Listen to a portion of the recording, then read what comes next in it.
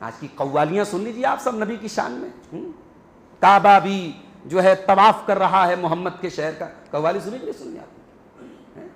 حاجیوں کعبہ تو دیکھ آئے, آؤ شہنشاہ کا روضہ دیکھو, دیکھو کعبہ تو دیکھ آئے کعبے کا. کیا کہنا چاہتے ہو تم؟ نبی کی شان, کعبہ کی توہین کر کے تم نبی کی شان بڑھانا چاہتے ہو؟ نبی کی شان بیان کرنے کے لیے اللہ کی توہین کی جائے, یہ دنیا کا سب سے بدترین کام ہے میرے پیارے ساتھی. نبی کی شان اپنی جگہ ہے, اللہ کی شان اپنی جگہ ہے. اللہ نے معراج کا واقعہ بیان کیا تو اپنے نبی کو بندہ کہا, دنیا کو میسج دیا, اے دنیا والوں میرے نبی کی شان بیان کرنا, مگر میرے نبی کو میری بندگی سے نکالنے کی کوشش نہ کرنا. اور ایک بات بولوں, انسان کا کمال اسی میں ہے کہ انسان اللہ کا بندہ بنا رہے. بندگی ہی, اللہ کے نبی اپنے آپ کو اللہ کا بندہ کہتے تھے, راتوں میں تہجد پڑھتے تھے. صحابہ آ کے کہتے تھے اللہ کے نبی کیوں تہجد پڑھتے, کیوں اتنی محنت کرتے ہیں آپ تو اللہ کے نبی ہیں, مرحوم و مغفور ہیں, بخشے بخشائے ہیں, آپ کو اتنی نیکی کرنے کی کیا ضرورت ہے؟ تو اللہ کے نبی کیا کہتے تھے, افلا اکون عبدا شکورا, کیا میں اپنے رب کا شکر گزار بندہ نہ بنوں؟ نبی کو بندہ ہونے پر فخر ہے, تم نبی کو بندگی سے نکالنا چاہتے ہو. اللہ کے نبی فرماتے ہیں لا تطرونی کما اطرت النصارى, مجھے اتنا نہ بڑھاؤ جتنا عیسائیوں نے عیسیٰ ابن مریم کو بڑھایا ہے. میں اللہ کا بندہ ہوں, مجھے بس اللہ کا بندہ کہا کرو, اللہ کا رسول کہا کرو. ایسا کی اہمیت. ایک مسلمان اپنی زندگی میں یہ بات یاد رکھے, ہمارے لیے جیسے خانہ کعبہ بہت قابل احترام ہے, ویسے مسجد نبوی قابل احترام ہے, ویسے ہی مسجد اقصی ہمارے لیے قابل احترام ہے. اور تاریخ کے کسی موڑ پر ہم مسجد اقصی سے اپنا ہاتھ نہیں اٹھا سکتے. ہم کسی کو یہ حق نہیں دے سکتے بھائی تو لے لے, کوئی پرابلم نہیں. ہماری جان ہے مسجد اقصی, ہمارے ایمان کا ایک حصہ ہے مسجد اقصی, ہمارے نبی کے ساتھ جڑی ہوئی ہے مسجد اقصی. مسلمان اگر تاریخ کے کسی دور میں مسجد اقصی سے اگر اپنا تعلق توڑ لے تو پھر وہ اپنے ایمان کی خیر بنائے. ہماری زندگیوں میں 3 مسجدیں, دا موسٹ ریسپیکٹڈ, سب سے زیادہ قابل احترام 3 مسجدیں, اور یہی وہ 3 مسجدیں ہیں یا ثواب کی نیت سے سفر کر سکتے ہیں. ثواب کی نیت سے آپ کلیئر اور بہرائچ اور کھچوچاک کا سفر نہیں کر سکتے, کسی اور مسجد کا نہیں کر سکتے. صرف 3 مسجدیں دنیا کی ایسی ہیں جہاں آپ ثواب کی نیت سے سفر کر سکتے ہیں. اللہ کے رسول صلی اللہ علیہ وسلم فرماتے ہیں لا تشد الرحال الا الى 3 مساجد, 3 مسجدیں ایسی ہیں جہاں آپ ثواب کی نیت سے سفر کر سکتے ہیں. ایک مسجد حرام ہے, ایک مسجد نبوی ہے, اور ایک مسجد اقصی ہے. عبدالغفار سلفی کے بیانات سننے کے لیے مولانا کے اس آفیشل چینل کو سبسکرائب کریں. جمعیت اہل حدیث شمالی بنارس کی جانب سے سیرت النبی صلی اللہ علیہ وسلم کے موضوع پر سلسلے وار پروگراموں کا سلسلہ اللہ کی توفیق سے شروع کیا گیا. اسی سلسلے کی آج یہ 3ری کڑی ہے. آج اس مسجد اہل حدیث رسول پورہ میں, اور اس کڑی کا عنوان ہے, آج کے ہمارے جو درس کا عنوان ہے, واقعہ معراج اور اس سے حاصل ہونے والی نصیحتیں اور سبق. اللہ کے رسول صلی اللہ علیہ وسلم کی زندگی کے واقعات میں معراج کا واقعہ بہت عظیم واقعہ ہے. اللہ کے نبی کے معجزات میں ایک عظیم معجزہ ہے معراج کا واقعہ. معراج کسی اور نبی کو نہیں کرائی گئی, یہ خصوصیت ہے کہ اسپیشلٹی ہے اللہ کے آخری رسول کی. معراج کا جو یہ سفر تھا یہ 2 اسٹیپ میں ہوا. پہلا اسٹیپ تھا مسجد حرام سے مسجد اقصی تک, اور دوسرا اسٹیپ تھا مسجد اقصی سے 7 آسمانوں تک. تو مسجد حرام سے مسجد اقصی تک کو اسرا کہتے ہیں, اور مسجد اقصی سے 7 آسمانوں کا جو سفر ہوا اس کو معراج کہتے ہیں. اور ان دونوں کے مجموعے کو بھی معراج بولتے ہیں. اصل میں اسرا کے معنی ہوتے ہیں رات میں کسی کو لے جانا. تو یہ جو لفظ اسرا ہے یہ قرآن کریم کے 15ویں پارے کی پہلی آیت سے لیا گیا ہے, جس میں اللہ تعالیٰ نے اشارہ کیا ہے معراج کے واقعے کی طرف. سبحان الذی اسرا بعبدہ، بڑی پاک ہے وہ ذات جو اپنے بندے کو رات میں لے گئی. اسرا کے معنی رات میں لے گئی. اچھا اسرا کہہ دیا، رات میں لے گئی. آگے پھر کا لیلن، لیلن کے معنی بھی رات ہوتا ہے. تو جب اسرا کہہ دیا تو اس کے معنی تو آلریڈی رات میں لے جانا، تو پھر بعد میں لیلن کیوں لایا گیا؟ اسی لیے آپ اس آیت کا ترجمہ دیکھیں گے تو جو اچھا ترجمہ کرنے والے قرآن کا ہیں ان لوگوں نے اس کا ترجمہ کیا ہے پاک ہے وہ ذات جو راتوں رات لے گئی. یعنی اللہ تعالیٰ نے اسرا کے بعد لیلن کا لفظ لا کر کے یہ بتایا کہ یہ سفر پوری رات نہیں ہوا، رات کے تھوڑے سے حصے میں ہوا. اچھا ایک قابل غور بات اور ہے، اللہ نے یہ قرآن کے 15ویں پارے کی پہلی آیت میں 7واں آسمان کا ذکر نہیں کیا، معراج کے سفر کا ذکر، اللہ نے صرف اسرا کا ذکر کیا. کیونکہ سورہ بنی اسرائیل جو ہے یہ مکی دور کی آخر، معراج کا جو سفر ہوا تھا مکی دور کے آخر میں ہوا تھا، اس دور میں نازل ہوئی تھی.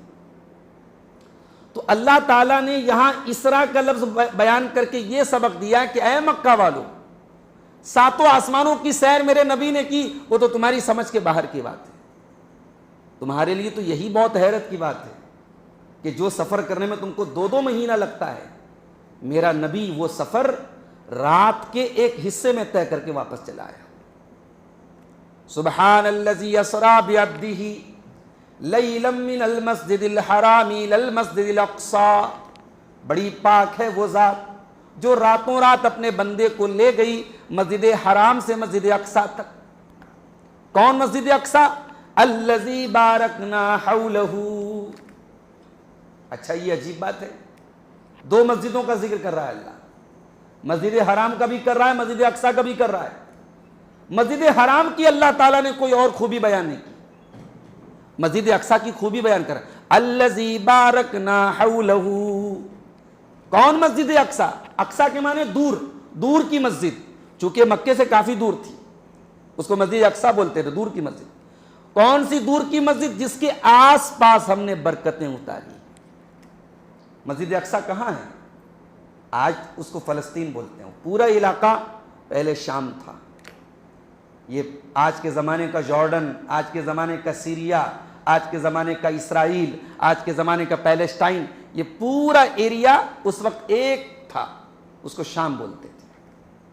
اور یہ وہ دھرتی تھی جو نبیوں کی سرزمین تھی. یحییٰ علیہ السلام، زکریا علیہ السلام، لوط علیہ السلام، ابراہیم علیہ السلام، اسحاق علیہ السلام، یعقوب علیہ السلام، یوسف علیہ السلام، نبیوں کی سرزمین تھی وہ جگہ.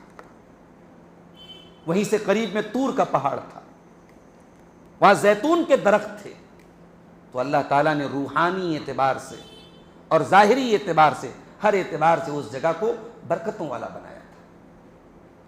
تو اللہ تعالیٰ نے مسجد حرام کے بارے میں کوئی خاص بات بیان نہیں کی. مسجد اقصی کے بارے میں کیوں بیان کی؟ ایک میسج دینا تھا مکہ کے کافروں کو کہ مسجد حرام کا تو تم مقام سمجھتے ہو، اس کا احترام تو تم کرتے ہو. ایک اور مسجد ہے دنیا میں جو بہت ہی ریسپیکٹڈ ہے، بہت ہی سمانت ہے، بہت ہی احترام کے قابل وہ جگہ ہے، اور وہ جگہ ہے مسجد اقصی الذی بارکنا حولہ، جس کے آس پاس ہم نے برکتوں کو اتارا ہے. اچھا ایک قابل غور بات اور ہے، اللہ تعالیٰ کو معراج کرانا تھا، ڈائریکٹ خانہ کعبہ سے اٹھا لیتا آسمان پر. یہ اللہ تعالیٰ نے مسجد حرام سے پہلے مسجد اقصی تک اپنے نبی کو اللہ کیوں لے گیا؟ یہ ایک سوال ہے. اس کا جواب یہ ہے کہ اللہ تعالیٰ کو 2 باتیں کلیئر کرنا تھا دنیا کے سامنے. پہلی بات یہ کلیئر کرنا تھا کہ یہ جو آخری نبی آئے ہیں محمد الرسول اللہ صلی اللہ علیہ وسلم، یہ کوئی عام نبی نہیں، یہ کسی خاص بستی کے نبی نہیں. مکہ والے یہ نہ سوچیں ہماری بستی کے لیے نبی بن کر کے آئے، مدینہ والے یہ نہ سوچیں ہمارے شہر کے رسول بن کے آئے. نہیں، یہ پوری انسانیت، پوری مانوتا، پوری ہیومینٹی کے رسول بن کر کے آئے. یہ سارے نبیوں کے امام ہیں، اور اس امامت کے لیے اللہ تعالیٰ نے سارے نبیوں کو وہاں پہ جمع کیا. اب اگر آپ کے دماغ میں یہ سوال پیدا ہوتا ہے سارے نبیوں کا تو انتقال ہو گیا، وہاں سارے نبی کیسے آ گئے؟ تو یہ سوال آپ اللہ سے کر رہے ہیں؟ ان اللہ علی کل شیء قدیر، اللہ ہر شے پر قادر ہے۔ لا یسأل عما یفعل، اللہ سے اس کے کاموں کے بارے میں سوال نہیں کیا جا سکتا۔ اللہ تعالیٰ جو اللہ اپنے نبی کو راتوں رات مسجد حرام سے مسجد اقصیٰ تک لے جا سکتا ہے، وہ اللہ مسجد اقصیٰ میں سارے نبیوں کو اکٹھا بھی کر سکتا ہے۔ سارے نبیوں کو بلایا اللہ نے اور امامت کروائی جناب محمد رسول اللہ صلی اللہ علیہ وسلم۔ سبق یہ دیا، اے دنیا والو، یہ جو آخری نبی آئے ہیں امام الانبیاء ہیں، سارے نبیوں کے امام ہیں، اب اس نبی کے بعد کوئی نبی آنے والا نہیں ہے۔ اور یہی بات ہے جو اللہ نے سورہ احزاب میں کہی تھی، ما کان محمد ابا احد من رجالکم ولکن رسول اللہ وخاتم النبیین۔ محمد صلی اللہ علیہ وسلم کسی مرد کے باپ نہیں، ان کی اولاد میں کوئی مرد نہیں ہے، ان کے بچے سب بچپن میں انتقال کر گئے، وہ اللہ کے رسول ہیں اور خاتم النبیین ہیں، نبیوں کی مہر ہیں، وہ یہ آخری مہر ہے، سیل پیک کر دیا گیا نبوت کے سلسلے کو، اب ان کے بعد کوئی نبی نہیں آئے گا۔ ایک میسج تو یہ تھا۔ دوسرا میسج یہ تھا مسجد اقصیٰ سے معراج کا سفر شروع کرنے کے پیچھے کہ اب دنیا کی قیادت یہ ٹرانسفر ہو رہی ہے۔ اب تک بنی اسرائیل کے ہاتھوں میں قیادت تھی، قرآن میں بار بار اللہ کہہ رہا ہے یا بنی اسرائیل یا بنی اسرائیل اذکروا نعمتی التی انعمت علیکم وانی فضلتکم علی العالمین۔ اے بنی اسرائیل، ہم نے سارے جہانوں پر تم کو فضیلت دی۔ اللہ نے مسجد حرام سے سفر شروع کیا، مسجد اقصیٰ کو ایک پڑاؤ بنایا، میسج یہ دیا، اے بنی اسرائیل، اے یہودیوں، تم اپنی قیادت کا حق کھو چکے ہو، نبیوں کے قاتل ہو، بیاج خور ہو، سود خور ہو، شرابی ہو، سور خور ہو، حرام خور ہو، تم نبیوں کو جھٹلانے والے ہو، آخری نبی کو بھی جھٹلا رہے ہو، تم سے تمہاری وہ قیادت چھین لی گئی۔ اب یہ قیادت ٹرانسفر ہو رہی ہے، پوری دنیا کی قیادت، پوری دنیا کی لیڈرشپ یہ منتقل ہو رہی ہے اب امت محمدیہ کی طرف، جو میرے آخری نبی کی امت ہے۔ کنتم خیر امت اخرجت للناس، جس امت کو ہم نے سب سے بہترین امت بنایا ہے۔ یہ ہے سبق معراج کا سفر، مسجد حرام سے شروع کر کے اس کو مسجد اقصیٰ تک لے کے جانے کے پیچھے۔ اچھا، معراج کا جو یہ سفر ہوا کن حالات میں ہوا، اس کا کانٹیکسٹ کیا تھا، اس کا بیک گراؤنڈ کیا تھا، اس کی پرشت بھومی کیا تھی، اس کا پس منظر کیا تھا؟ اللہ کے نبی بہت غمگین تھے، چچا کا انتقال ہو گیا جن سے بہت سپورٹ تھا، اب مکہ والوں کو کھل کر کے اللہ کے نبی پر حملہ کرنے کا موقع مل گیا تھا، بیوی خدیجہ کا انتقال ہو گیا جن سے گھر میں ایک سپورٹ تھا، باہر سے غمگین ہو کے آتے تھے، گھر میں بیوی خدمت کرتی تھی، تسلی دیتی تھی، آپ کو حوصلہ دینے والے الفاظ بولتی تھی۔ بیوی کچھ نہ کرے، شوہر کو مصیبت اور تکلیف میں چند میٹھے لفظ بول دینا، شوہر کی آدھی ٹینشن دور ہو جاتی۔ خدیجہ وہ بیوی تھی جن کی محبتوں کو محمد اکرم کبھی بھول نہیں پائے۔ بیویاں تو آپ کی زندگی میں اور بھی آئیں، ساری بیویوں کو آپ نے ان کا حق دیا، لیکن جو محبت اور جو حوصلہ آپ کو خدیجہ نے دیا تھا وہ آپ کبھی بھول نہیں پائے۔ حضرت عائشہ کہتی ہیں، جو کہ اچھا میں کبھی کبھی جب یہ حدیث پڑھتا ہوں تو میں سوچتا ہوں کہ حضرت عائشہ کتنی امانت دار تھی، ایک عورت اتنی امانت دار ہو سکتی ہے؟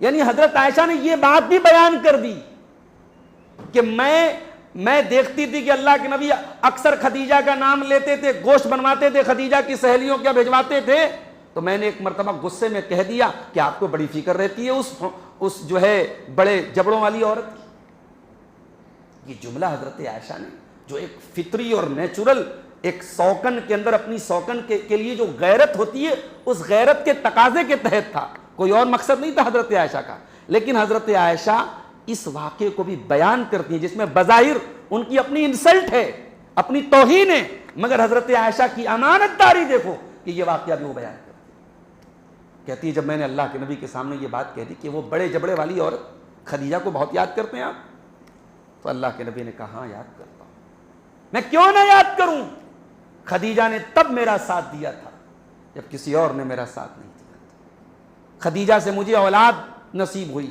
میرے بیٹے اور بیٹیاں سب اسی کے پیٹ سے پیدا. خدیجہ نے اپنے مال اپنی جان کے ذریعے میرا ساتھ دیا ہے جب تک وہ زندہ رہی. میں خدیجہ کو نہیں بھول سکتا. تو حضرت خدیجہ کا انتقال ہو چکا ہے.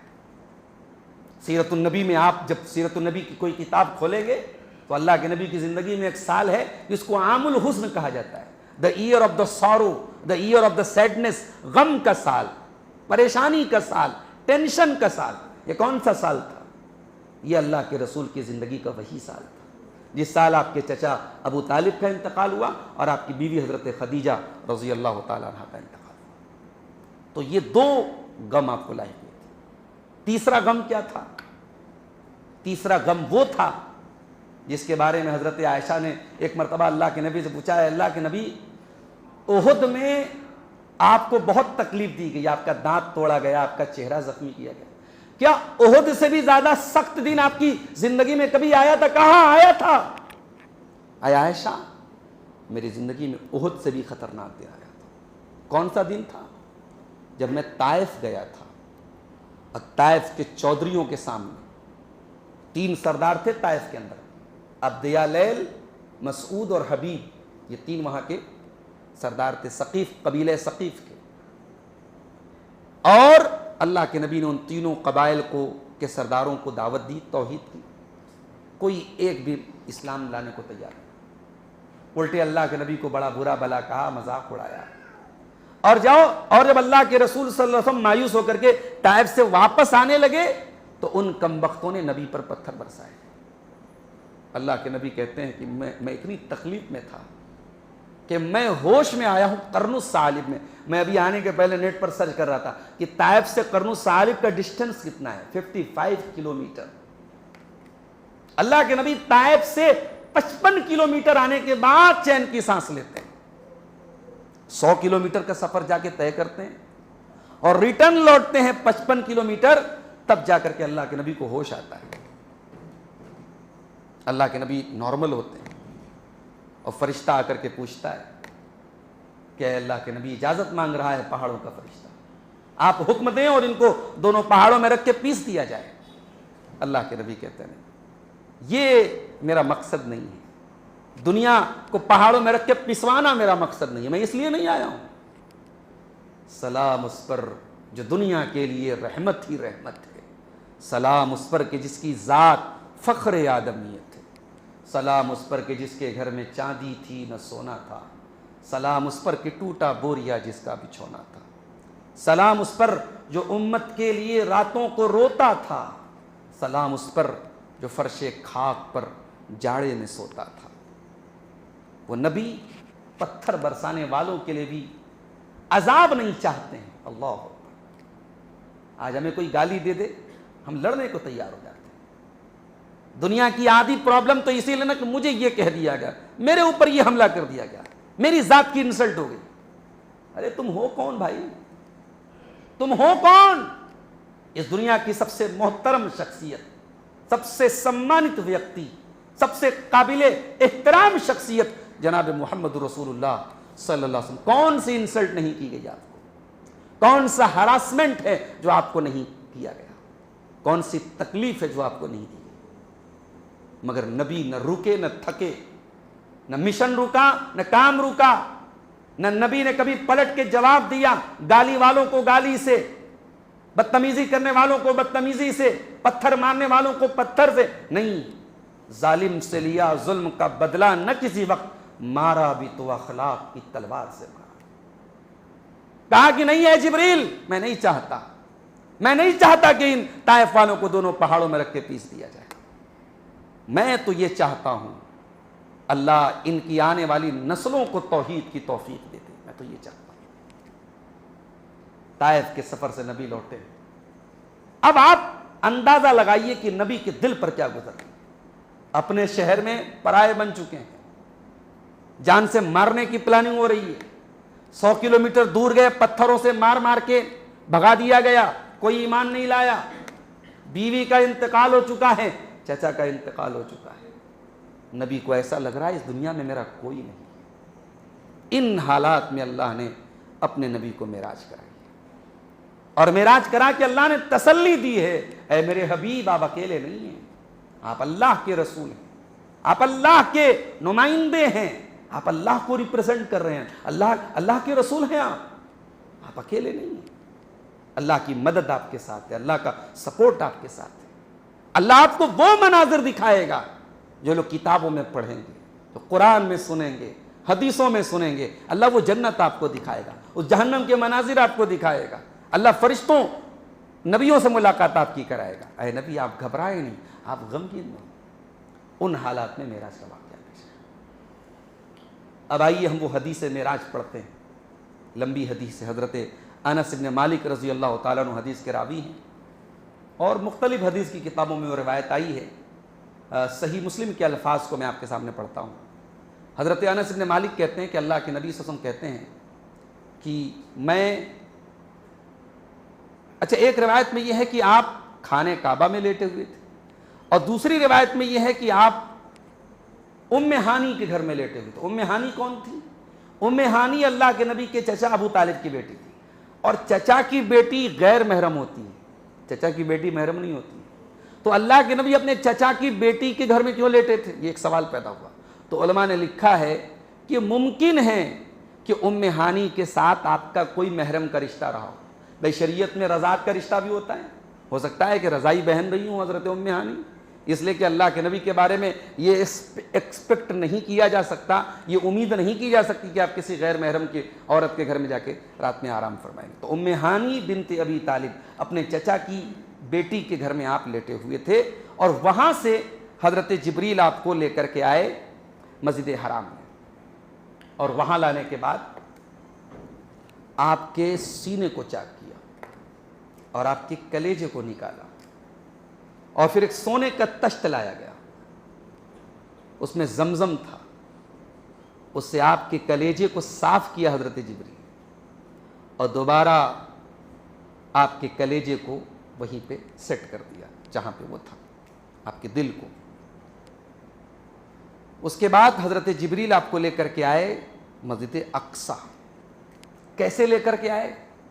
براق کے ذریعے۔ براق ایک سواری تھی، یہ فوق الحمار دون البغل، اللہ کے رسول فرماتے ہیں کہ اس کی جو ہائٹ تھی گدھے سے تھوڑی اونچی تھی اور کھچر سے تھوڑی نیچی تھی، ابیض سفید کلر کا یہ جانور تھا۔ اس کی رفتار کیا تھی؟ جہاں تک انسان کی نگاہ جاتی ہے، الی منتہائے نظر، تا حد نظر، جہاں تک انسان کی نگاہ جاتی ہے وہاں اس کا ایک قدم پڑتا تھا۔ اس سواری کے ذریعے اللہ کے نبی کو بیت المقدس لے کے آیا گیا۔ بیت المقدس میں ایک حلقہ تھا، ایک کڑا تھا، جہاں انبیاء کرام اپنی سواریوں کو باندھا کرتے تھے، براق کو وہیں باندھا گیا۔ پھر آپ مسجد اقصی میں آئے اور وہاں آپ نے 2 رکعت نماز پڑھی۔ اس میں صرف 2 رکعت نماز پڑھنے کا ذکر ہے، مگر میں آگے چل کے وہ حدیث بھی پڑھوں گا، اس میں آپ نے اس بات کا بھی ذکر کیا کہ میں نے نبیوں کی امامت کرائی۔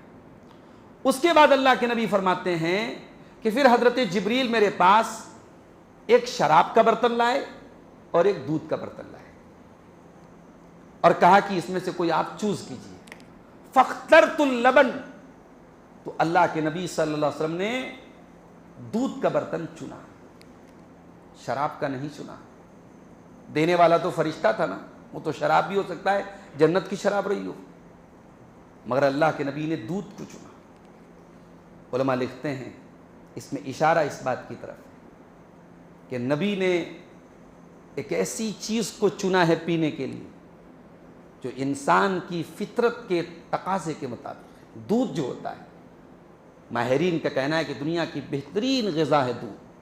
دودھ ایک لوتی ایک ایسی چیز ہے جو کھانا بھی ہے، پانی بھی ہے، اور انسان کے لیے غذائیت بھرپور اللہ تعالیٰ نے دودھ کے اندر رکھی۔ تو ہمارا دین دین فطرت ہے، نیچرل دین ہے۔ اللہ تعالیٰ نے اپنے نبی کو دودھ کا پیالہ عطا فرمایا، نبی اکرم نے دودھ کا پیالہ چنا۔ اس کے بعد حضرت جبریل کے ساتھ آپ اوپر گئے۔ فاستفتح جبریل، حضرت جبریل نے دروازہ کھٹکھٹایا، پوچھا گیا کون؟ کہا کہ جبریل۔ سیکیورٹی سسٹم دیکھیے اللہ تعالیٰ کے یہاں، فرشتہ بھی بغیر اجازت لیے نہیں جا رہا ہے، جبریل تو فرشتوں کے سردار ہیں، لیکن آسمانوں پر جو سیکیورٹی سسٹم ہے، جبریل کو بھی جانے کے پہلے اپنا انٹروڈکشن دینا ہے۔ اس میں ایک سبق ہمیں بھی یہ بھی ہے کہ ہم کسی کے گھر جائیں تو اجازت لے کے جائیں۔ یہاں اللہ کے نبی جا رہے ہیں، آخری رسول جا رہے ہیں، فرشتوں کا سردار جا رہا ہے، اجازت مانگی جا رہی ہے۔ کون ہے؟ کہا جبریل ہے۔ کہا کہ آپ کے ساتھ بھی کوئی ہے؟ کہا کہ ہاں میرے ساتھ محمد صلی اللہ علیہ وسلم۔ کہا اچھی بات ہے۔ کہا پوچھا گیا قد بعث الیہ، ان کو بلایا گیا؟ کہا کہ ہاں بلایا گیا ہے۔ ففتح، دروازہ کھولا گیا۔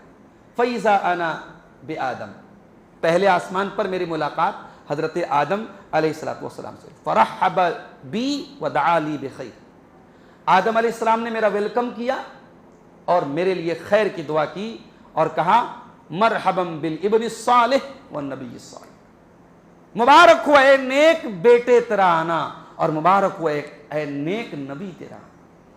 صالح کا لفظ استعمال کیا۔ اللہ کے نبی کی تو بہت ساری خوبیاں تھی، مگر ہر نبی نے نبی کا ویلکم اسی لفظ سے کیا، مرحبا بالابن الصالح۔ ابراہیم علیہ السلام نے بیٹا کہا، آدم علیہ السلام نے بیٹا کہا، باقی سارے نبیوں نے بھائی کہا۔ مرحبا بالاخ الصالح والنبی الصالح، ویلکم، مبارک ہوا آپ کا آنا اے نیک بھائی اور اے نیک نبی۔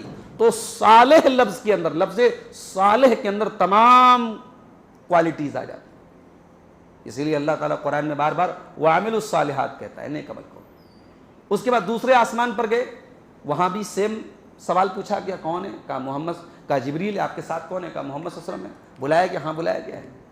دوسرے آسمان پر ملاقات ہوئی حضرت یحییٰ علیہ السلام سے اور حضرت عیسیٰ علیہ السلام سے، یہ دونوں آپس میں خالہ زاد بھائی تھے۔ اس کے بعد تیسرے آسمان پر گئے تو وہاں حضرت یوسف علیہ السلام سے ملاقات ہوئی۔ چوتھے آسمان پر گئے، وہاں حضرت ادریس علیہ السلام سے ملاقات ہوئی۔ اس کے بعد پانچویں آسمان پر گئے تو وہاں حضرت ہارون علیہ السلام سے ملاقات ہوئی، اور چھٹے آسمان پر حضرت موسیٰ علیہ السلام سے، اور آخری ساتویں آسمان پر حضرت ابراہیم علیہ السلام سے ملاقات ہوئی۔ سارے نبیوں نے آپ کا استقبال کیا، آپ کو اچھے لفظوں میں یاد کیا۔ ابراہیم علیہ السلام کو آپ نے دیکھا کہ وہ بیت المعمور کی طرف ٹیک لگا کر کے بیٹھے۔ بیت المعمور کیا ہے؟ بیت المعمور بھی ایک عمارت ہے خانہ کعبہ کی طرح، اور یہ ساتویں آسمان کے اوپر ہے۔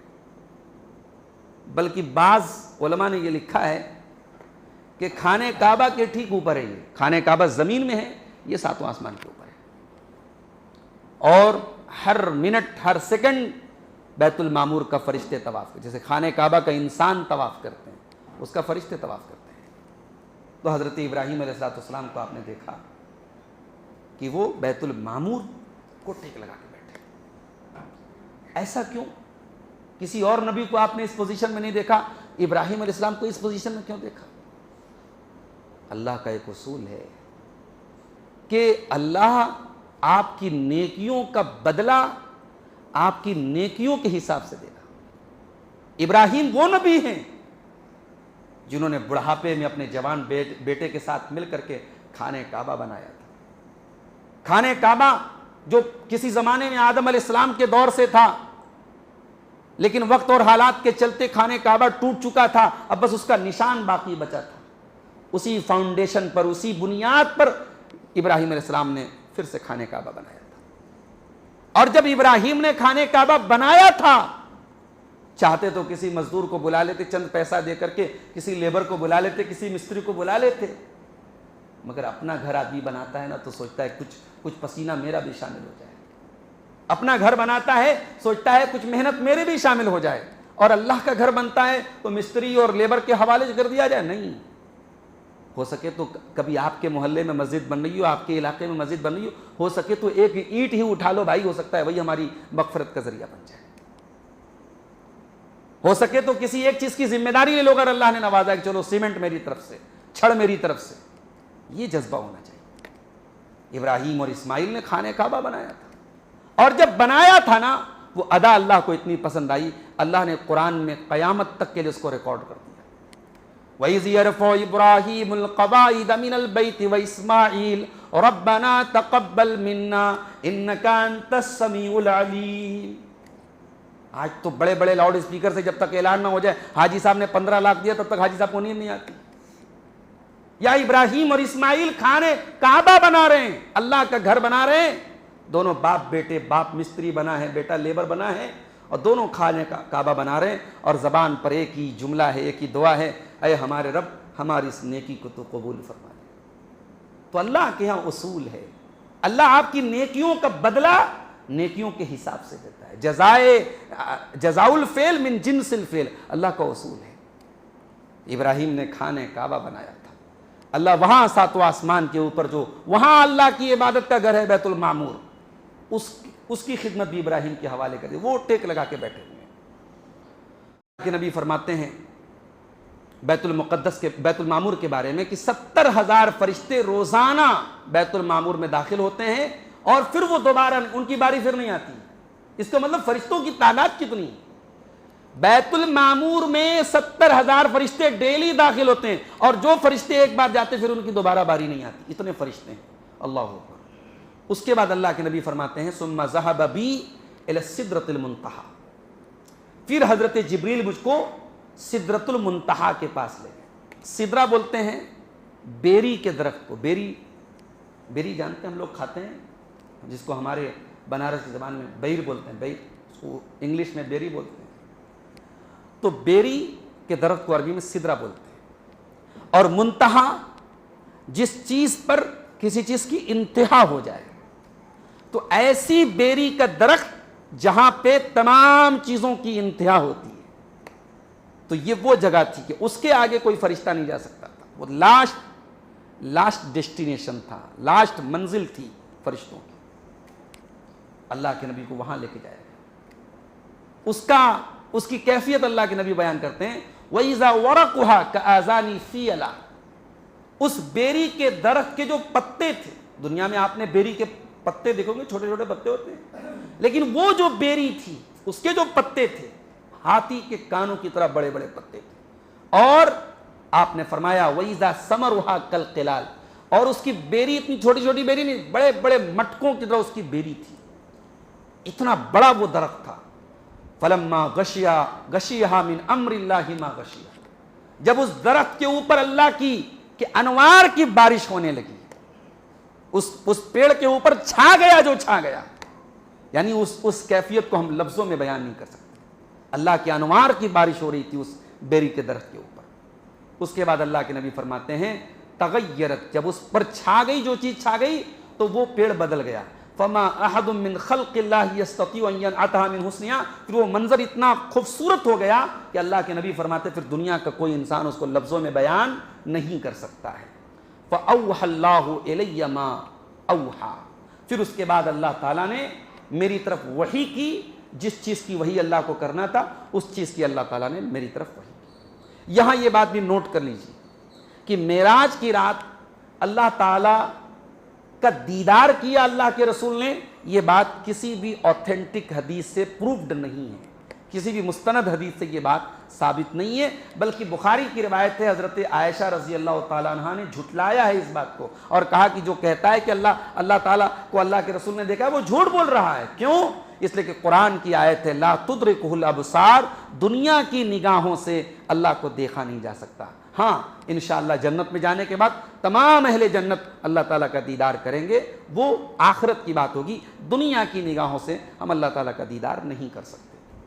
اس کے بعد اللہ کے نبی فرماتے ہیں اللہ تعالیٰ نے میرے اوپر 50 وقت کی نمازیں فرض کی, اور جب یہ 50 وقت کی نمازیں فرض کی اور میں واپس آنے لگا تو میری ملاقات حضرت موسیٰ علیہ السلام کے ساتھ. تو حضرت موسیٰ علیہ السلام نے پوچھا کیا فرض کیا اللہ نے آپ کی امت کے اوپر؟ تو میں نے کہا کہ 50 صلاۃً فی الیوم واللیلہ, 50 وقت کی نماز دن اور رات میں, 24 آورز میں 50 وقت کی نماز میری امت کو پڑھنے کا حکم ہے. حضرت موسیٰ علیہ السلام نے کہا ان امتک لا تستطیع بذلک, اے محمد صلی اللہ علیہ وسلم میں نے بنی اسرائیل کو بہت آزمایا ہے, بنی اسرائیل جیسی ڈھیٹ اور شرارتی قوم کے درمیان میں رہا ہوں, مجھے بہت تجربہ ہے لوگوں کا, اتنا تجربہ آپ کے پاس ابھی نہیں ہے. آپ کی امت 50 وقت کی نماز نہیں پڑھ پائے گی. آپ جائیے اپنے رب سے کہیے کہ اس میں کنسیشن کیا جائے, اس میں ڈسکاؤنٹ کیا جائے, اس میں کم کیا جائے, تخفیف کا سوال کیجیے اپنے رب سے. ہمارے نبی کو خود پڑھنا ہوتا تو کون سا مسئلہ تھا, 50 پڑھ لیتے.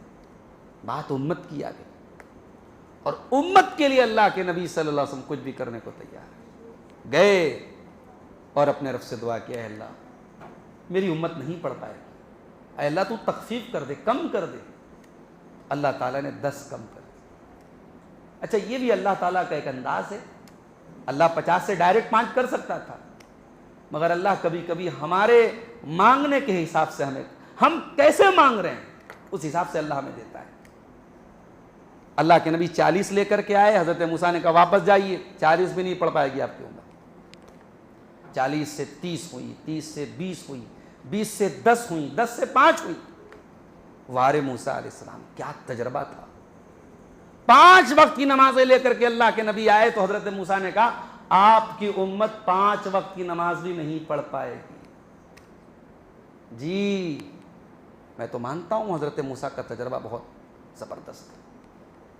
یہ امت سڑکوں پر جلوس نکال لے گی جو آسان کام ہے.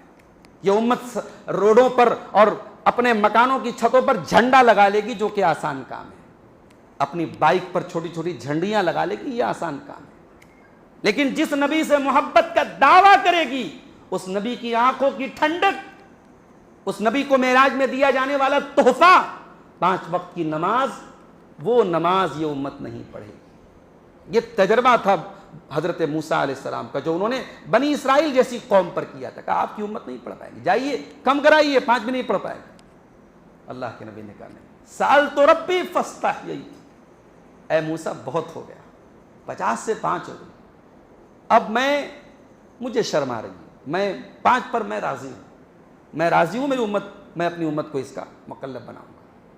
اللہ کی طرف سے ندا آئی, امضیت فریضتی وخففت عن عبادی, اے محمد صلی اللہ علیہ وسلم جائیے, میں نے اپنا فریضہ بھی لاگو کر دیا, اپنا حکم بھی دے دیا, اور اپنے بندوں کا بوجھ بھی ہلکا کر دیا.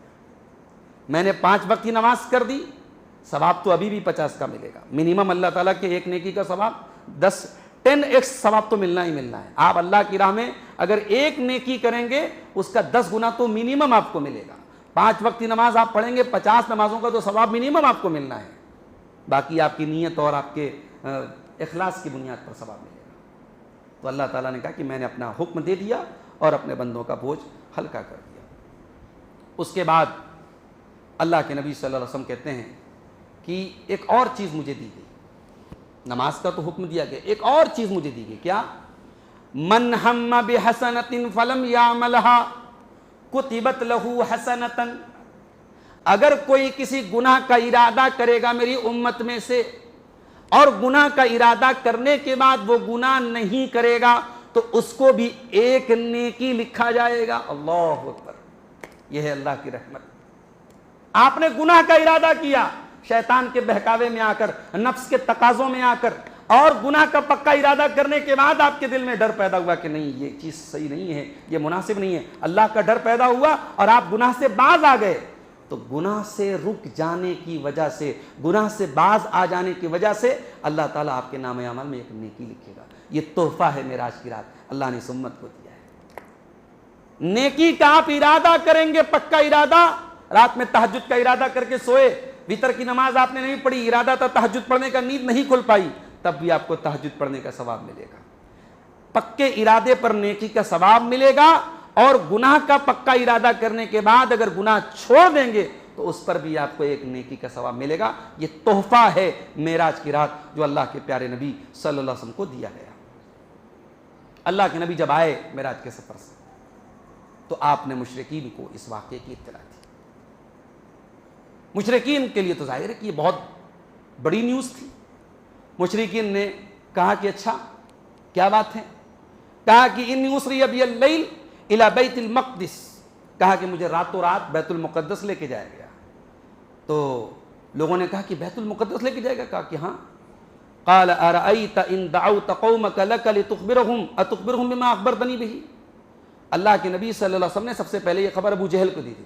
تو ابو جہل نے کہا کہ کیا یہ بات آپ سب کو بتائیں گے؟ کہا کہ ہاں سب کو بتائیں گے۔ تو ابو جہل نے سارے لوگوں کو اکٹھا کیا اور اللہ کے رسول صلی اللہ علیہ وسلم نے ان کو بتانے کا ارادہ کیا۔ ابو جہل نے کہا کہ اے قریش کے لوگوں، یہ دیکھو یہ کیا کہہ رہے ہیں محمد صلی اللہ علیہ وسلم۔ تو اللہ کے نبی نے جب یہ بات بیان کی، تمام لوگوں نے سیٹی ماری، تالی بجائی، کہا کہ کیا بہکی بہکی بات کر رہے ہو محمد، مطلب ہمیں کیا سمجھتے ہو تم؟ جس سفر کو کرنے میں ہمیں 2 مہینے لگ جاتے ہیں اور تم کہہ رہے ہو تم رات میں گئے اور واپس بھی چلے آئے، ہمیں بیوقوف سمجھتے ہو؟ لوگ دوڑے دوڑے ابو بکر صدیق کے پاس آئے، کہا کہ بڑی تصدیق کرتے ہیں، بڑے سچے ساتھی بنتے ہیں محمد کے، یہ تو بڑی کامن سینس کی بات ہے، 2+2=4 کے والی بات ہے، ابو بکر تو سنتے ہی انکار کر دیں گے۔ کہا کہ ابو بکر آپ مانتے ہو کہ آپ کے ساتھی یہ دعویٰ کر رہے ہیں کہ میں راتوں رات بیت المقدس گیا اور واپس ہو کے چلا آیا؟ تو حضرت ابو بکر صدیق کہتے ہیں کہ واللہ انہ لیقولہ فقال ان کان قالہ فلقد صدق، کہا کہ اگر میرے نبی نے کہا ہے تو سچ کہا ہے۔ یہ اعتماد ہونا چاہیے، یہ اعتماد ہونا، اگر قرآن کی آیت ہے تو صحیح ہے، ہماری عقل کیا کہتی ہے، ہماری لاجک کیا کہتی ہے، ہمارے بڑے بزرگ کیا کہتے ہیں، بڑے بڑے سائنسداں کیا کہتے ہیں، بڑے بڑے جینیس لوگ کیا کہتے ہیں، میرے رب کا قرآن اگر کوئی بات کہتا ہے، میرے مصطفیٰ کا فرمان کوئی بات کہتا ہے تو آمنا وصدقنا۔ یہ ابو بکر صدیق نے ہمیں ویسے ہی کیا ہے معراج کے سفر سے آنے کے بعد، کہا میرے نبی نے کہا ہے تو سچ کہا ہے، میرا نبی تو اس سے بڑی بات کہتا ہے، میرا نبی کہتا ہے 7واں آسمان کے اوپر سے فرشتہ آتا ہے مجھے وحی کرتا ہے اور میں اس کی بات مان لیتا ہوں، تو یہ تو اس سے چھوٹی بات ہے۔ تو یہ اسی لیے اللہ تعالیٰ نے سورہ اسراء کے اندر فرمایا وَمَا جَعَلْنَا الرُّؤْيَا الَّتِي أَرَيْنَاكَ إِلَّا فِتْنَةً لِلنَّاسِ، اے نبی جو منظر ہم نے آپ کو معراج کی رات دکھایا تھا وہ منظر ہم نے لوگوں کے لیے آزمائش بنایا تھا۔ اب آئیے تقریر کے آخری حصے کی طرف بڑھتے ہیں، معراج کے واقعے سے ہمیں کیا نصیحتیں ملتی ہیں؟ اس میں سب سے پہلا جو سبق ہمیں ملتا ہے، اللہ نے معراج کا واقعہ قرآن کے 15ویں پارے میں بیان کیا۔ ظاہر ہے کہ معراج کا واقعہ نبی کی شان میں ایک بہت بڑی شان ہے، نبی کی عظمت کو بیان کر رہا ہے، مگر اللہ نے اس معراج کے واقعے کی اسٹارٹنگ کس سے کی؟ سبحان الذی اسریٰ بعبدہ، بڑی پاک ہے وہ ذات جو اپنے بندے کو لے گئی، یعنی اللہ نے معراج کے واقعے میں بھی توحید کا درس دیا ہے کہ کہیں معراج کی واقعے کی بنیاد پر تم اللہ کے رسول کو اللہ کا درجہ نہ دینے لگنا۔ اللہ نے معراج کرائی اپنے نبی کو، اس میں اللہ کی شان زیادہ بڑی ہے، اس کی عظمت بیان کرو، اس کی تسبیح بیان کرو۔ اور اس میں ہمیں بھی یہ سبق ملا ہے، دنیا میں جب تمہیں کوئی نعمت ملے تو اپنے بڑائی کے گن نہ گاؤ، میرا بزنس بڑا اچھا چل رہا ہے، میرے بچے بڑے محنتی ہیں، میرا دماغ بڑا اچھا کام کر رہا ہے، میری صحت بڑی اچھی ہے۔ نہیں، جب بھی آپ کو کوئی نعمت ملے، نبی کو اتنی بڑی نعمت ملی ہے، 7واں آسمان کی سیر کی آپ نے، نبیوں کی امامت کرائی آپ نے، نماز کا تحفہ ملا آپ کو، سب کچھ ہوا، مگر شروعات کس سے ہو رہی؟ سبحان الذی سے ہو رہی ہے۔ اس کا مطلب زندگی میں جتنی بڑی بھی نعمت مل جائے، اپنی بڑائی نہ بیان کر، اپنے رب کی بڑائی بیان کر، شروعات کر اپنے رب کی تعریف سے، شروعات کر اپنے رب کی حمد و ثنا سے۔ ایک سبق تو یہ ملا معراج کے سبق درس میں۔ دوسرا سبق یہ ملا، اللہ نے یہاں پر قرآن کی اس آیت میں بے عبدہ ہی کہا، بے رسول ہی کیوں نہیں کہا، بے نبی ہی کیوں نہیں کہا، بے حبیب ہی کیوں نہیں کہا؟ اللہ کہہ سکتا تھا بڑی پاک ہے وہ ذات جو اپنے نبی کو لے گئی، بڑی پاک ہے وہ ذات جو اپنے رسول کو لے گئی، بڑی پاک ہے وہ ذات جو اپنے حبیب۔ اللہ نے بے عبد ہی اپنا بندہ کیوں کہا؟ 2 وجہ سے اپنا بندہ کہا۔ ایک وجہ تو یہ ہے کہ اے دنیا والو، میرا نبی معراج کا سفر کر کے لوٹا، 7واں آسمان کی سیر کر کے لوٹا، سدرۃ المنتہا کے آگے ہو کر کے لوٹا، ان تمام کمالات اور ان تمام اسپیشلٹیز اور ان تمام وشیشتاؤں کے باوجود میرا نبی میرا بندہ ہے، میرے نبی کو بندگی سے نکالنے کی کوشش نہ کرنا۔ آج کی قوالیاں سن لیجیے آپ سب نبی کی شان میں، کعبہ بھی جو ہے طواف کر رہا ہے محمد کے شہر کا، قوالی سنی کہ نہیں سنی آپ نے؟ حاجیوں کعبہ تو دیکھ آئے، آؤ شہنشاہ کا روضہ دیکھو، دیکھو کعبہ تو دیکھ آئے، کعبے کا کیا کہنا چاہتے ہو تم؟ نبی کی شان، کعبہ کی توہین کر کے تم نبی کی شان بڑھانا چاہتے ہو؟ نبی کی شان بیان کرنے کے لیے اللہ کی توہین کی جائے، یہ دنیا کا سب سے بدترین کام ہے میرے پیارے ساتھی۔ نبی کی شان اپنی جگہ ہے، اللہ کی شان اپنی جگہ ہے۔ اللہ نے معراج کا واقعہ بیان کیا تو اپنے نبی کو بندہ کہا، دنیا کو میسج دیا، اے دنیا والوں میرے نبی کی شان بیان کرنا، مگر میرے نبی کو میری بندگی سے نکالنے کی کوشش نہ کرنا۔ اور ایک بات بولوں، انسان کا کمال اسی میں ہے کہ انسان اللہ کا بندہ بنا رہے، بندگی ہی۔ اللہ کے نبی اپنے آپ کو اللہ کا بندہ کہتے تھے، راتوں میں تہجد پڑھتے تھے، صحابہ آ کے کہتے تھے اللہ کے نبی کیوں تہجد پڑھتے، کیوں اتنی محنت کرتے ہیں آپ تو اللہ کے نبی ہیں، مرحوم و مغفور ہیں، بخشے بخشائے ہیں، آپ کو اتنی نیکی کرنے کی کیا ضرورت ہے؟ تو اللہ کے نبی کیا کہتے تھے؟ افلا اکون عبدا شکورا، کیا میں اپنے رب کا شکر گزار بندہ نہ بنوں؟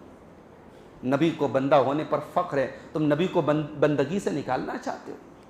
اللہ کے نبی فرماتے ہیں لا تطرونی کما اطرت النصارى، مجھے اتنا نہ بڑھاؤ جتنا عیسائیوں نے عیسیٰ ابن مریم کو بڑھایا ہے، میں اللہ کا بندہ ہوں، مجھے بس اللہ کا بندہ کہا کرو، اللہ کا رسول کہا کرو۔ ایک مرتبہ ایک آدمی اللہ کے نبی سے ملنے آیا، نبی کا روب، نبی کے چہرے کا روب چھا گیا، اس کو کانپنے لگا تھر تھر۔ اللہ کے نبی نے کہا بھائی کانپو مت، ڈرو مت، میں کوئی بڑا آدمی نہیں ہوں، میں ایک ایسی عورت کا بیٹا ہوں جو مکے میں سوکھی روٹی کھایا کرتی تھی، میں آمنہ کا بیٹا ہوں، گھبراؤ نہیں، ڈرو نہیں۔ اللہ اکبر۔ تو میرے نبی کو اپنی بندگی پہ ناز تھا، اسی لیے اللہ نے معراج کا واقعہ بیان کیا تو بندہ کا سبحان الذی اسری بعبدہ، بڑی پاک ہے وہ ذات جو اپنے بندے کو لے گئی۔ اور بندہ کہہ کر کے ایک اور میسج یہ دیا کہ کوئی یہ نہ کہے کہ معراج کا واقعہ خواب میں ہوا، کوئی یہ نہ کہے کہ معراج کا واقعہ صرف روح کے ساتھ ہوا۔ بندہ روح کو نہیں بولتے، بندہ پورے مکمل انسان کو بولتے ہیں، روح اور جسم کے مجموعے کو بولتے ہیں۔ بڑی پاک ہے وہ ذات جو اپنے بندے کو لے گئی۔ یہ بندہ کا لفظ بتا رہا ہے کہ معراج جسمانی ہوئی تھی، جسم اور روح کے ساتھ ہوئی تھی، اور بیداری کی حالت میں ہوئی تھی، خواب کی حالت میں نہیں ہوئی تھی۔ معراج کے واقعے میں ایک بہت بڑا سبق اللہ کی قدرت کا اظہار ہے کہ اللہ تعالیٰ بہت عظیم قدرت والا ہے۔ اللہ کی قدرت کو کیلکولیٹر میں کیلکولیٹ نہیں کیا جا سکتا، کسی مشین کے ذریعے ناپا نہیں جا سکتا۔ 1400 سال پہلے کے لوگوں کے لیے بڑی حیرت کی بات تھی، ایسا کیسے پاسبل ہے کہ اللہ کے نبی بیت المقدس ہو کر کے راتوں رات آج آپ کے لیے قابل حیرت بات ہے کیا؟ صبح لکھنؤ سے فلائٹ میں آدمی بیٹھتا ہے، شام کو فون آتا ہے مولوی صاحب عمرہ کر لیا۔ آج تو کوئی حیرت کی بات نہیں بھائی، یعنی آپ کے بنارس اور لکھنؤ سے جدہ کی دوری کیا وہ زیادہ ہے یا مسجد حرام سے مسجد اقصیٰ کی دوری زیادہ ہے؟ اس سے کہیں زیادہ دوری، یہ تو ہزاروں کلومیٹر ہے۔ وہ تو میرے خیال سے مکہ سے ملک شام کا ڈسٹینس جو ہوگا مشکل سے 1000 کلومیٹر ہوگا، یہ تو کئی ہزار کلومیٹر کا ڈسٹینس ہے۔ آج پلین کا دور ہے، راکٹ کا دور ہے، میزائلوں کا دور ہے، ڈرونز کا دور ہے، انترش میں ہمارے ملک کا جو ہے یان جاتا ہے اور چاند کی سیر کر کے چلا آتا ہے، منگل گرہ کی سیر کر کے چلا آتا ہے۔ آج کے دور میں تو ہمیں کوئی حیرت کی بات نہیں ہے، لیکن آج بھی ہمارا ایمان اور عقیدہ ہے کہ انسان اپنے بنائے ہوئے دماغ سے اگر ایسا پلین بنا سکتا ہے، ایسی راکٹیں بنا سکتا ہے، ایسی میزائلیں بنا سکتا ہے، ایسے ڈرون بنا سکتا ہے جو ہزاروں کلومیٹر کا سفر منٹوں اور گھنٹوں میں طے کر سکتے ہیں، اس اللہ کے لیے کون سی مشکل بات ہے کہ وہ اپنے نبی کو معراج کا سفر کرا دے؟ کوئی مشکل بات نہیں۔ تو اللہ کی قدرت کا اظہار ہوتا ہے معراج کے واقعے سے۔ معراج کے واقعے سے ایک سبق ہمیں یہ بھی ملا، مسجد اقصیٰ کی اہمیت۔ ایک مسلمان اپنی زندگی میں یہ بات یاد رکھے، ہمارے لیے جیسے خانہ کعبہ بہت قابل احترام ہے، ویسے مسجد نبوی قابل احترام ہے، ویسے ہی مسجد اقصیٰ ہمارے لیے قابل احترام ہے۔ اور تاریخ کے کسی موڑ پر ہم مسجد اقصیٰ سے اپنا ہاتھ نہیں اٹھا سکتے، ہم کسی کو یہ حق نہیں دے سکتے بھائی تو لے لے، کوئی پرابلم نہیں۔ ہماری جان ہے مسجد اقصیٰ، ہمارے ایمان کا ایک حصہ ہے مسجد اقصیٰ، ہمارے نبی کے ساتھ جڑی ہوئی ہے مسجد اقصیٰ۔ مسلمان اگر تاریخ کے کسی دور میں مسجد اقصیٰ سے اگر اپنا تعلق توڑ لے تو پھر وہ اپنے ایمان کی خیر بنائے، جی نہیں۔ ہماری زندگیوں میں 3 مسجدیں دا موسٹ ریسپیکٹڈ، سب سے زیادہ قابل احترام 3 مسجدیں، اور یہی وہ 3 مسجدیں ہیں یا ثواب کی نیت سے سفر کر سکتے ہیں۔ ثواب کی نیت سے آپ کلیئر اور بہرائچ اور کھچوچا کا سفر نہیں کر سکتے، کسی اور مسجد کا نہیں کر سکتے، صرف 3 مسجدیں دنیا کی ایسی ہیں جہاں آپ ثواب کی نیت سے سفر کر سکتے ہیں۔ اللہ کے رسول صلی اللہ علیہ وسلم فرماتے ہیں لا تشد الرحال الا الى ثلاثه مساجد، 3 مسجدیں ایسی ہیں جہاں آپ ثواب کی نیت سے سفر کر سکتے ہیں، ایک مسجد حرام ہے، ایک مسجد نبوی ہے، اور ایک مسجد اقصی ہے۔ اچھا، ایک بات یہ پتہ چلی معراج کے سفر سے کہ اللہ کے نبی امام الانبیاء ہیں۔ اب آئیے وہ حدیث بھی دیکھ لیتے ہیں، صحیح مسلم کی حدیث ہے، اللہ کے نبی فرماتے ہیں کہ جب میں معراج سے واپس آیا تو میں حتیم میں تھا۔ کھانے کا، جب آپ حج کرنے عمرہ کرنے جائیں گے تو دیکھیں گے خانہ کعبہ کے باہر ایک چھوٹی سی باؤنڈری بنی ہے، اس کو حتیم بولتے ہیں۔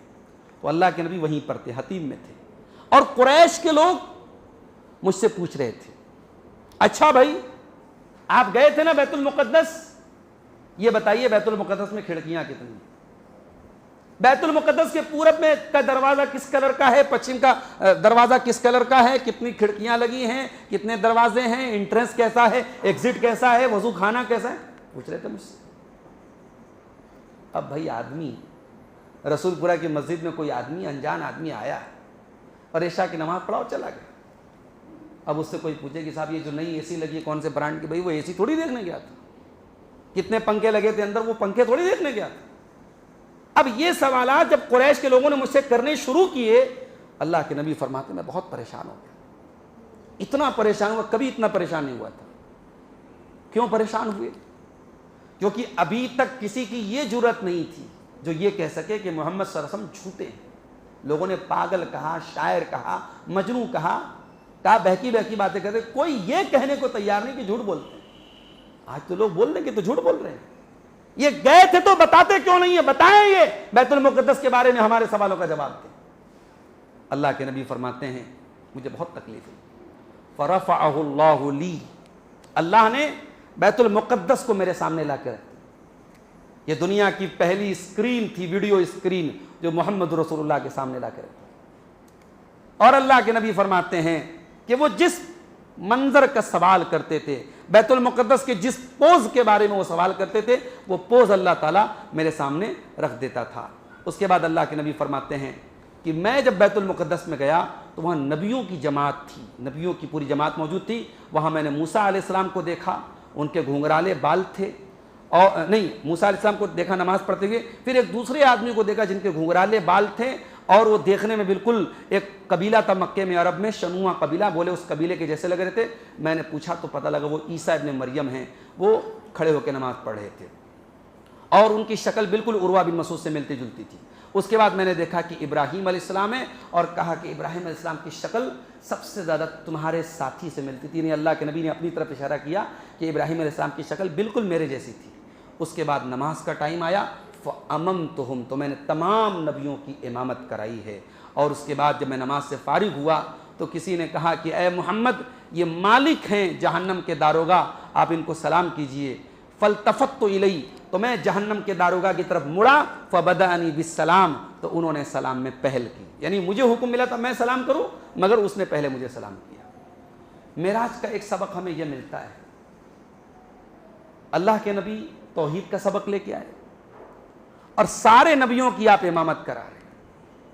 اس کا مطلب کہ سارے نبیوں کی شریعتیں مختلف تھیں، لیکن سارے نبیوں کی بیس ایک تھی، سارے نبیوں کا دین دین توحید تھا۔ شریعتیں الگ الگ تھیں مگر بیس ایک تھی، بنیاد ایک تھی، توحید لے کر کے سارے نبی آئے۔ اسی لیے اللہ کے پیارے نبی فرماتے ہیں کہ الانبیاء اخوۃ للات، سارے انبیاء اللاتی بھائی ہیں، ان کی مائیں الگ الگ ہیں لیکن دین ایک ہے۔ کیا مطلب؟ اللاتی بھائی کس کو بولتے ہیں؟ اللاتی بھائی اس کو بولتے ہیں کہ ماں الگ الگ ہو باپ ایک ہو، اس کو اللاتی بھائی بولتے ہیں۔ اللہ کے نبی فرما رہے سارے انبیاء اللاتی بھائی ہیں، یعنی سارے نبیوں کی شریعتیں الگ الگ ہیں، احکام الگ الگ ہیں، مگر بنیاد ایک ہے سب کی، سب توحید لے کر کیا ہے، سب اللہ کا دین لے کر کیا ہے۔ معراج کے سفر میں اللہ کے نبی کی ایک شان ہمارے سامنے نظر آتی ہے۔ اللہ کے نبی کا ایک لیول آپ کو بڑھا دیا گیا۔ ابھی تک آپ علم الیقین کے لیول پر تھے، اب آپ عین الیقین کے لیول پر آ گئے۔ ایک ہوتا ہے کہ آپ کو کسی چیز کی نالج ہے، اور ایک ہوتا ہے کہ آپ نے کسی چیز کو جا کے دیکھ لیا ہے۔ جب تک آپ حج نہیں کر لیں گے، عمرہ نہیں کر لیں گے، خانہ کعبہ کے بارے میں کتابوں میں پڑھیں گے، ویڈیو میں دیکھیں گے، لیکن جب آپ اپنی آنکھوں سے دیکھ لیں گے، اب وہ جو منظر آپ بیان کریں گے اس کی بات الگ۔ علم الیقین الگ ہے اور عین الیقین الگ ہے. اسی لیے اللہ قرآن کے 30ویں پارے میں فرماتا ہے کلا لو تعلمون علم الیقین لترون الجحیم ثم لترونها عین الیقین. کاش کہ تمہیں جہنم کے بارے میں علم الیقین ہوتا اور کاش کہ تم جہنم کو اپنی آنکھوں سے دیکھ لیتے, تب تم کو سمجھ میں آتا کہ دنیا کی حقیقت کیا ہے. تو اللہ کے نبی کو معراج کے سفر میں عین الیقین کے لیول تک لے کے جائے گا. آپ نے اپنی آنکھوں سے ان تمام چیزوں کو دیکھا. معراج کے واقعے سے نماز کی اہمیت بھی پتہ چلتی ہے. ساری عبادتیں زمین پر فرض ہوئیں, نماز اکلوتی عبادت ہے جو آسمان پر دی گئی. اس کا مطلب یہ ہوا معراج کی رات نماز دے کر کے یہ پیغام دیا گیا کہ یہی وہ عبادت ہے جو مومن کی معراج ہے, یہی وہ عبادت ہے جو مومن کو رب کے ساتھ جوڑتی ہے. اسی لیے اللہ کے نبی فرماتے ہیں بندہ جب سجدے میں ہوتا ہے تو اپنے رب سے سب سے زیادہ قریب ہوتا ہے. ابھی آج بجڈیا میں ایک صاحب کے یہاں میت ہوئی تھی, بچے کا انتقال ہوا تھا, میں گیا تو وہ بتانے لگے ایک بات کہ ان کے سر میں ٹیومر تھا. جو بچے کا انتقال ہوا اس کے بھی سر میں ٹیومر تھا. بچے کے والد مجھ سے بتانے لگے کہ انہوں نے کسی عالم دین کا بیان سنا تھا, پاکستان کے ایک عالم تھے, انتقال ہو گیا, مولانا اقبال سلفی. وہ خاص طور سے جنات اور جادو وغیرہ کے بڑے ایکسپرٹ ہیں, اللہ عالم.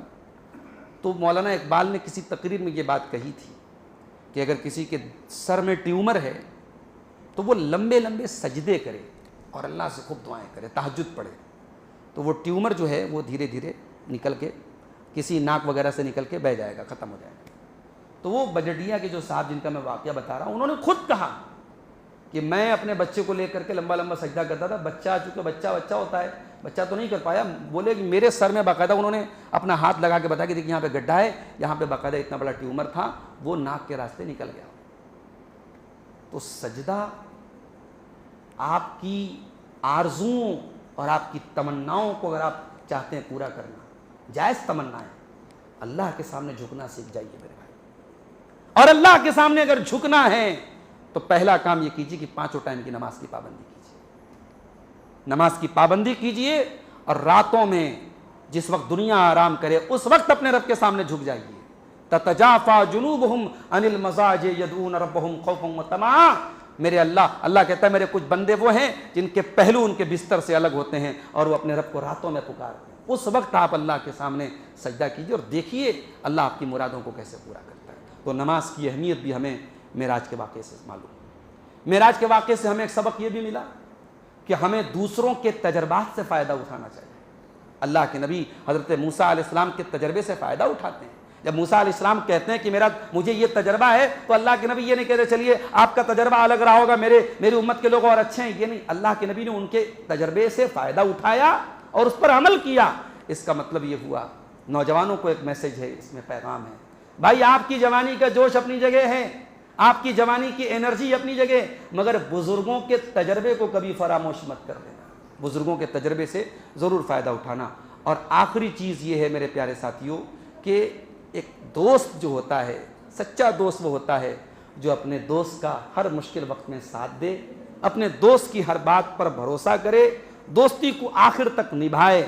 اور دنیا میں جب دوستی کی مثالیں لکھی جائیں گی تو ایک بہترین دوستی کی مثال, بلکہ میری نظر میں سب سے بہترین دوستی کی مثال اگر لکھی جائے گی تو وہ جناب ابوبکر صدیق اور جناب محمد رسول اللہ صلی اللہ علیہ وسلم کی دوستی لکھی جائے گی کہ جب ان کے سامنے یہ بات اس امید میں بیان کی گئی کہ اب یہ تو صاف بول دیں گے کہ ایسا نہیں ہو سکتا, مگر ابوبکر صدیق نے وہ جواب دیا جو مکہ والوں کی امیدوں کے بالکل برعکس تھا. انہوں نے کہا میرا نبی اگر بول رہا ہے, میرا دوست اگر بول رہا ہے, محمد اگر بول رہے ہیں تو بھائی میں مانتا ہوں. یہی وجہ ہے کہ اللہ کے نبی صلی اللہ علیہ وسلم بھی بہت اعتماد کرتے تھے ابوبکر صدیق پر.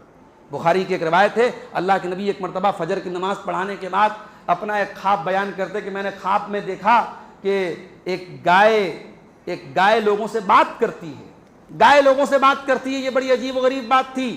آپ نے کہا کہ میں اس بات کو بیان کر رہا ہوں, میں اس پر ایمان رکھتا ہوں اور ابو بکر اور عمر بھی اس پر ایمان رکھتے ہیں. صحابہ کہتے ہیں اس مجلس میں ابو بکر اور عمر نہیں تھے, وہاں پہ موجود نہیں تھے, مگر نبی نے دونوں کا نام لے کے کہا میں ایمان رکھتا ہوں, ابو بکر ایمان رکھتے ہیں, عمر ایمان رکھتے ہیں. یعنی اللہ کے نبی کو اتنا ٹرسٹ تھا, اتنا وشواس تھا, اتنا بھروسہ تھا کہ میں اگر کوئی بات بول دوں گا تو ابو بکر اور عمر انکار نہیں کریں گے. تو میرے پیارے ساتھیوں, یہ دوستی اور محبت تھی جو اللہ کے پیارے نبی کو ابو بکر صدیق سے تھی. تو بہرحال معراج کا یہ سفر اللہ کے نبی کو پیش آیا، اور اس کے بعد معراج کے سفر سے آنے کے بعد بہت جلد ہی ہجرت کا سفر آپ کو پیش آیا، اور آپ نے مکہ سے مدینہ ہجرت کی ہے۔